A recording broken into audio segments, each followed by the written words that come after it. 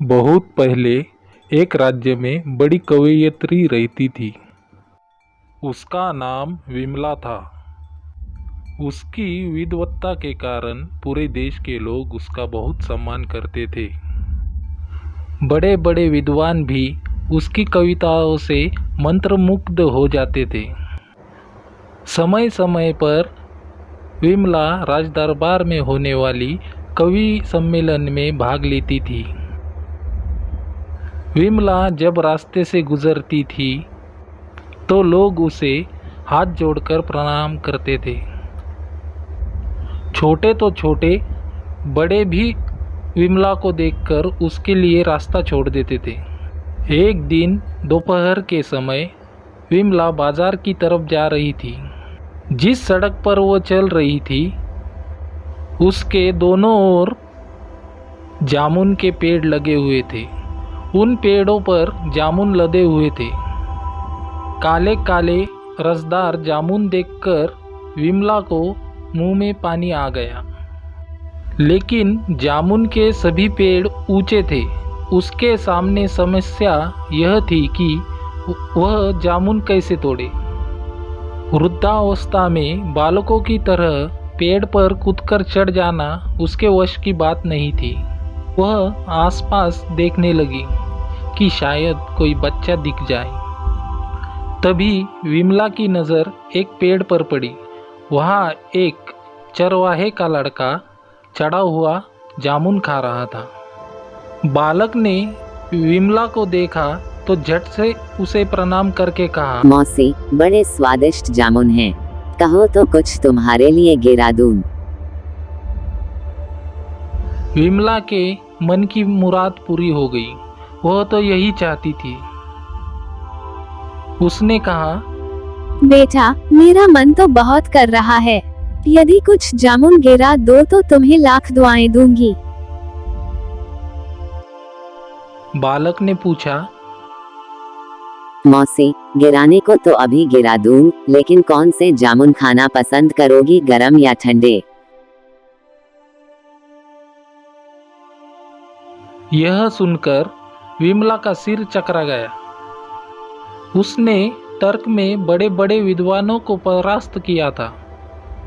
बहुत सी पोथियां पढ़ी थी। फिर भी आज तक कभी जामुनों के ठंडे और गर्म होने की बात नहीं सुनी थी। उसे सोच में पड़ा देखकर बालक फिर कहने लगा, बोलो मौसी, कौन से जामुन गिराऊं? विमला ने कहा, बेटा, क्यों मजबूरी से हंसी करता है?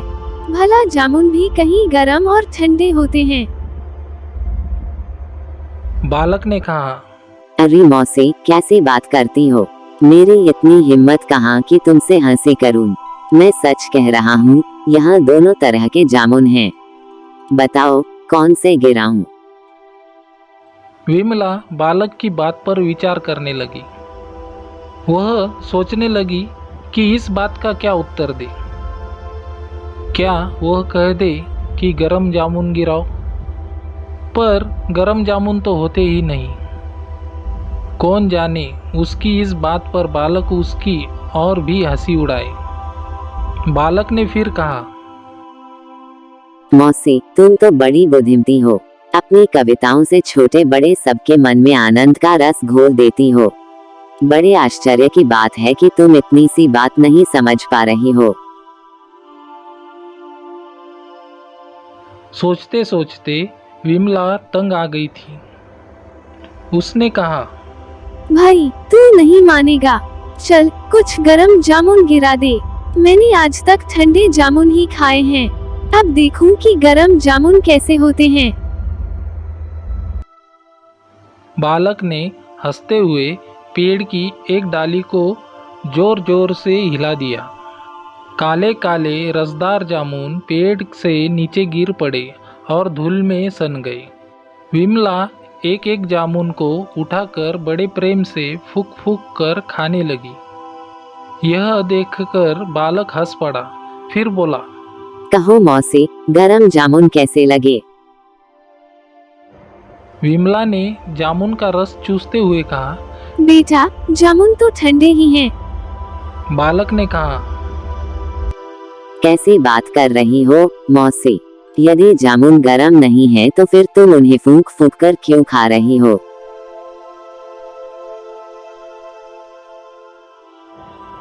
विमला सन्न रह गई। इस बात का वह क्या उत्तर देती।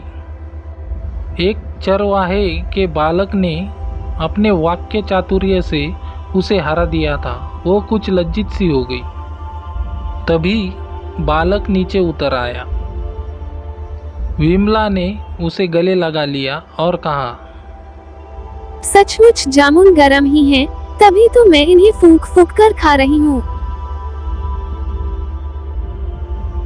दोनों साथ साथ हंस पड़े और हंसते हंसते ही अपने अपने घर चले गए।